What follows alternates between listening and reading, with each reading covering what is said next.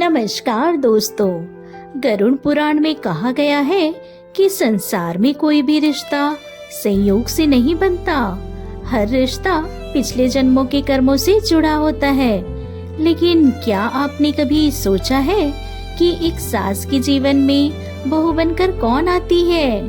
क्या वह केवल बेटे की पत्नी होती है या फिर भगवान द्वारा भेजी गई कोई आत्मा?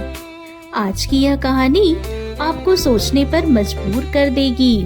वीडियो को अंत तक जरूर देखें। बहुत समय पहले वृंदावन के पास एक छोटे से गांव में गौरी देवी नाम की एक वृद्ध महिला रहती थी। भगवान श्री कृष्ण की बहुत बड़ी भक्त थी। सुबह उठकर स्नान करती, तुलसी जी की पूजा करती और फिर मंदिर जाकर भजन गाती। उनका एक ही बेटा था जिसका नाम था माधव।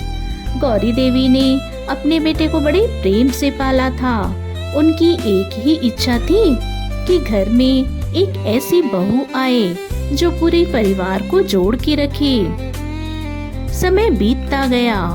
माधव जवान हुआ और उसके विवाह की बात चलने लगी। कई रिश्ते आए लेकिन गौरी देवी को कोई पसंद नहीं आई। एक रात उन्होंने भगवान श्री कृष्ण के सामने हाथ जोड़कर कहा कि हे ठाकुर जी, मेरे बेटे के लिए ऐसी बहू भेजना जो इस घर को मंदिर बना दे। कुछ दिनों बाद पास के गांव की एक लड़की सीता रिश्ता आया। सीता बहुत सुंदर थी लेकिन उससे भी अधिक सुंदर उसके संस्कार थे। वह रोज भगवान का नाम जपती थी, गरीबों की मदद करती थी, बड़ों का सम्मान करती थी। गौरी देवी ने उसे देखा और रिश्ता पक्का कर दिया। जल्द ही माधव और सीता का विवाह हो गया।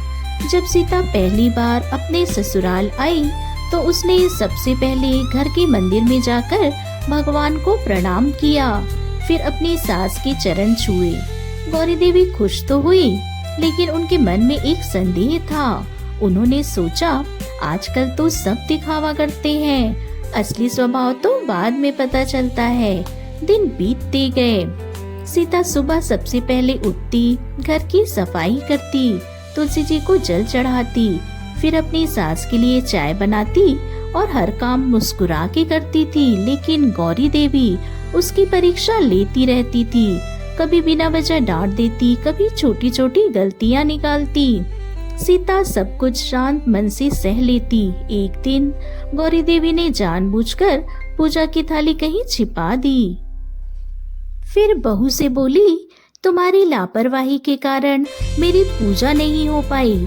सीता ने सिर झुकाकर कहा, माँ जी, यदि मुझसे गलती हुई है तो मुझे क्षमा कर दीजिए। यह सुनकर भी गौरी देवी का मन नहीं बदला। कुछ दिनों बाद अचानक गौरी देवी बहुत बीमार पड़ गई।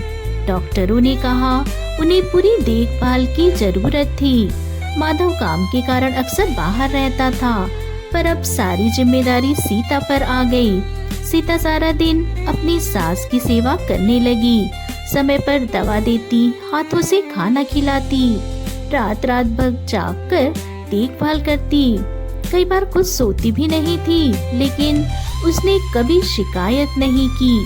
एक रात गौरी देवी की आँख खुली तो उन्होंने देखा सीता मंदिर के सामने बैठी रो रही है, भगवान से प्रार्थना कर रही थी, हे ठाकुर जी, मेरी माँ जी को जल्दी ठीक कर दीजिए, उनके बिना यह घर सूना हो जाएगा। गौरी देवी यह सुनकर स्तब्ध रह गई और उसी रात उन्होंने एक अद्भुत स्वप्न देखा। उन्होंने देखा कि भगवान श्री कृष्ण उनके सामने खड़े हैं, चारों ओर दिव्य प्रकाश फैला हुआ है। अब गौरी देवी भावुक होकर श्री कृष्ण के चरणों में गिर पड़ी। भगवान मुस्कुरा कर बोले, गौरी, तुम जानना चाहती थी कि बहू बनकर कौन आती है? गौरी देवी ने कहा, हाँ प्रभु। भगवान बोले, संसार में कोई भी रिश्ता बिना कारण नहीं बनता। जिस बहू को तुम आज पराया समझती हो वह पिछले जन्म के पुण्यों का फल है। कभी वह तुम्हारी बेटी रही होगी, कभी तुम्हारी माँ रही होगी और कभी तुम्हारी बहन रही होगी, कभी तुम्हारी सेवा करने वाली आत्मा रही होगी। भगवान ने आगे कहा, तुमने मुझसे एक संस्कारी बहू मांगी थी। मैंने तुम्हारी प्रार्थना सुन ली और इसीलिए मैंने सीता को तुम्हारे घर भेजा। वह केवल तुम्हारे बेटे की पत्नी नहीं है, वह तुम्हारे जीवन में मेरी ओर से भेजा गया आशीर्वाद है। गौरी देवी की आंखों से आंसू बहने लगे। उन्होंने कहा, प्रभु मुझसे बहुत बड़ी भूल हो गई है। भगवान बोले, अभी भी समय है, बहू को बेटी का प्रेम दो, तुम्हारा घर सुख और शांति से भर जाएगा। सुबह हुई, गौरी देवी की आंख खुली। उन्होंने सीता को अपने पास बैठे भगवान का नाम जपते देखा। उन्होंने बहू का हाथ पकड़ लिया, आंखों में आंसू थे। गौरी देवी बोली, बेटी मुझे माफ कर दो, मैंने तुम्हें हमेशा पराया समझा, लेकिन आज समझ आया कि बहू बनकर भगवान का आशीर्वाद घर आता है। सीता भी रो पड़ी। उसने अपनी सास को गले लगा लिया।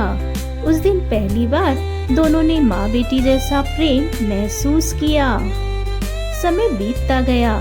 अब गौरी देवी स्वस्थ हो रही थी। घर में सुख शांति और प्रेम का वातावरण बन गया। गांव के लोग कहते, यह घर नहीं मंदिर है। दोस्तों, शास्त्रों में भी कहा गया है कि हर रिश्ता भगवान द्वारा तय किया जाता है। बहू केवल बेटे की पत्नी नहीं, घर की लक्ष्मी, परिवार का सौभाग्य और भगवान का दिया गया आशीर्वाद होती है।